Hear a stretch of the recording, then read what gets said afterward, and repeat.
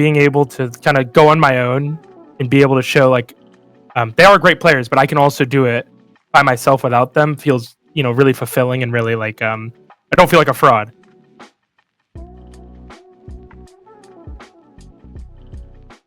Hey guys, Pedro back with another interview covering VCT America Stage 1. I'm here accompanied once again by Boostio, IGO of 100T's. Boostio, thank you so much once again. As you said, before the start off of this conversation, taking out NRG, quite a great way to cap off this regular season. You already gave me a bit of your thoughts on how that series transpired, but can you give me the little bit of a run back on that? How are you feeling? How good does this must feel for you? Yeah, it feels amazing. Like I said, yeah, 2 seconds ago, I just said this is by far the most important match for me. Two of my really good friends in esports, Ethan and Demon1, and I'm a very competitive person, and I won with them. So being able to kind of go on my own and be able to show like they are great players, but I can also do it by myself without them feels really fulfilling and really like I don't feel like a fraud. Makes me feel really good. And it sucks that they just didn't play up to their standards this split, but I think overall they'll be fine. They're two amazing players, so we'll see. As you say, looking forward to this series, essentially from the start of this entire stage, or maybe the entire year. I mean, how much of a statement does this make to now, not just for the team, but also for yourself? Being able to win, lead a team to playoffs, and just maintain, or more so, create yourselves to be in this top position within the league. Heading into playoffs, how much of a significance did that play into your leadership and just your individual performance? Yeah, I think overall, we're getting really good. I mean, we're really confident. Each match is so. Ooh, fuck! Almost made the laptop fall over. Um, yeah, we're getting so much confidence. We have so much fun together. It seems such a vibe. It's so good. Yeah, winning this last match is very big for us because we could even get first seed now. And if you get first seed, then that's like that's broken. That's like you don't auto qualify, but it makes your chances up a lot higher. So really hope today Lev just fucking shit the bed. Hope to God. Hope they lose. But yeah, it's gonna be fun. I just want to keep playing matches. Matches was what I live for. I hate practice. So just keep giving me matches. Super exciting. Yeah, going a little bit first into the series, of course, winning 2-0, a pretty good way to cap off the season, as I said before. Just covering into those two maps in Split and Bind, of course, you guys didn't start off on the right foot, starting off a little bit behind at the end of the first half, but then, basically going undefeated in that second half and just basically sending the momentum from then on to the end of the entire series. Just covering that first part, what do you think went wrong in that first map and then, or first half, and then what did you kind of say to the team or maybe anyone else chipping in with their input that just kind of put you guys onto another level? Yeah, I mean, our coaches said really good things in the pause at the 1-4 pause. They said really good things. We were kind of getting baited by some of their controls when we shouldn't have. On anti ecos, which we got thrifty twice, which is crazy. On our anti ecos, we just like weren't taking space because we were scared they had guns or didn't have guns, and we wanted to play safe. But then they like popped on us, which is also bad to play scared. But yeah, so that pause was super good by them, 1-4, and then I think we came back to like 5-7 half, which is amazing. And then on the attack half, yeah, I just kind of called this is like a masterclass, to be honest. I'm super confident in my calling. It's the best it's ever been. As long as my play can keep up with everyone else's, like we'll be one of the best teams in the world. As long as I can shoot back, I do think my teammates instill a lot of confidence in me, and I do have a lot of confidence already. So when it comes to calling, I do think I'm the best in the world, or in that conversation. So just our attacks will keep getting better and better. Walk me through the second map also, was this just basically the team just being in the zone, just basically doing no wrong and just kind of being in a flow state? Was that kind of it, or was there anything Definitely, else that, yeah? definitely flow state. Yeah, I mean, I felt that I was playing very good today. Thank God. I've been playing like shit this whole split. I've never played bad like this in my entire career. So I've been having my own mental battles, week after week because I'm not playing to my standard. But today against my ex teammates and NRG, who are good players, getting kind of owning feels really good for me. It makes my confidence a lot higher just naturally. So that's good. And what was the first part of the question? Or just say the question again, because I think I had something else I just forgot. It was just more so just looking at how Oh, the yeah, I got momentum it. was, from map one, map two. Yeah. Yeah, definitely after map one as well. We knew we were just so much better than them. Like we knew, like we just had so much confidence because of how bad they were playing. So then, just every round, it just kept getting more and more like just us like not caring, more confident, doing what we do in scrims. Like literally on that round where Matt had four, or Mhm. Krausehaus had four, we literally said give him the ace, and we almost lost it. But it was like it was 2-0. But like we don't care. Like we were just having fun.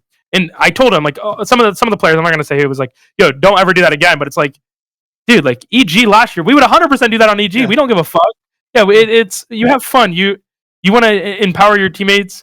You want to, just because it's a match, you can play perfect a lot of the time and play good, but at the same time, have fun. And after that round, even the vibes were even, I would say, better, even though we almost lost it because of just how much fun we were having in a professional match. So it's like I told him, all my teammates there, it's like, dude, who cares if we almost lose that, dude? Like give Matt the ace. That'll make him way more confident. He'll drop 30 maybe if he's that confident. Yeah, you've been popping off basically essentially every round win, throughout this entire regular season. I think also kickoff and stage one included. How much does your energy then feed into the rest of the team, now that you've been kind of been playing similar in terms of just camaraderie, synergy, chemistry, from EG to now this squad. How much does that play into just the team's performance? Just overall mood, Yeah. for this team this year so far? Yeah, I don't. I mean, I've got this question a bunch because that was kind of like the stigma around 100T. Like they were like little quiet guys, like they didn't really talk much. They didn't have a lot of motion. But I mean, definitely, I think having someone like me around is a good thing. Of course, you need like a vibes merchant. Um, but I think they like it. I don't know. Like, but I think they like it, and I just try my best to make them laugh, to make them feel like it's not a professional match, not to make them feel like it's just like another day in scrims, because I do it in scrims too. But what I do on stage, I literally do in scrims, because no one can see me.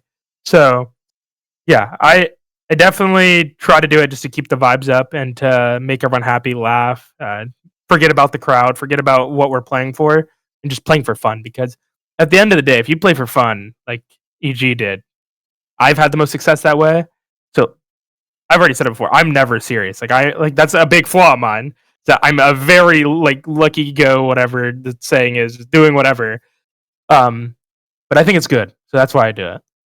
Yeah, with the high confidence, you've been able to perform well, and so hopefully this will continue on for the rest of this stage one.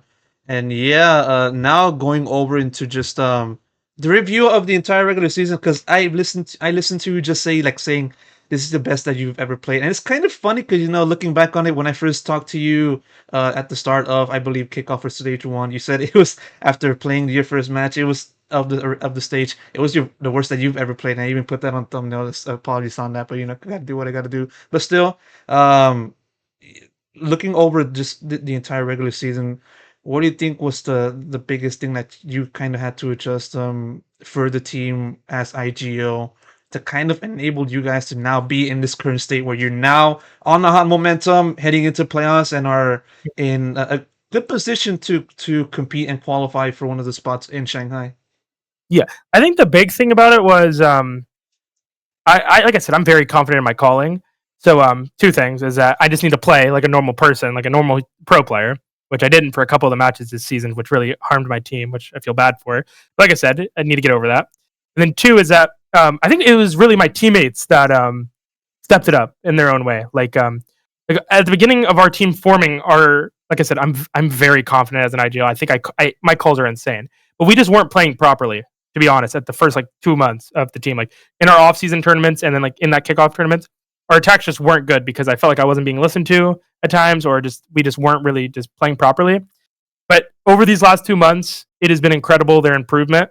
They all listen to me, they all believe in me like tenfold, and I just get to call whatever I want. And like I said, I'm very confident, and my calls are usually right.